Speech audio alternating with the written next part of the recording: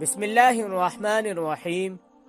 حضرت سہل بن سعد رضی اللہ تعالی عنہ فرماتے ہیں کہ ایک مرتبہ ایک عورت حضرت صلی اللہ علیہ وسلم کی خدمت میں ایک چادر لے کر حاضر ہوئی اور عرض کیا، اے اللہ کے رسول صلی اللہ علیہ وسلم، یہ چادر میں نے اپنے ہاتھ سے بنی ہے اور اسے میں آپ صلی اللہ علیہ وسلم کی خدمت میں لائی ہوں تاکہ آپ صلی اللہ علیہ وسلم اسے زیب تن فرما لیں۔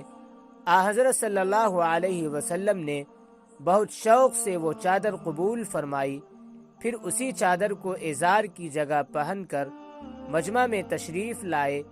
اسی وقت ایک صحابی حضرت عبد الرحمن بن عوف رضی اللہ تعالی عنہ نے درخواست کی کہ حضرت، یہ چادر مجھے عنایت فرما دیں، یہ تو بہت عمدہ ہے۔ حضرت صلی اللہ علیہ وسلم نے فرمایا، بہت اچھا۔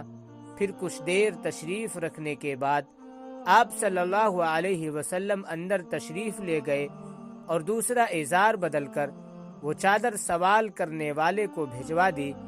یہ ماجرا دیکھ کر صحابہ کرام رضی اللہ عنہم اجمعین نے ان صحابی پر نکیر کی کہ جب تمہیں معلوم تھا کہ پیغمبر علیہ الصلاۃ والسلام کسی سائل کو رد نہیں فرماتے تو تم نے یہ چادر مانگ کر اچھا نہیں کیا۔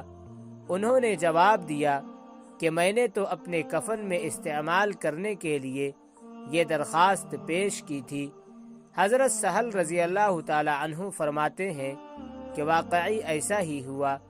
جب آپ یعنی حضرت عبد الرحمن بن عوف رضی اللہ تعالی عنہ کا انتقال ہوا تو آپ کو اسی چادر میں کفن دیا گیا۔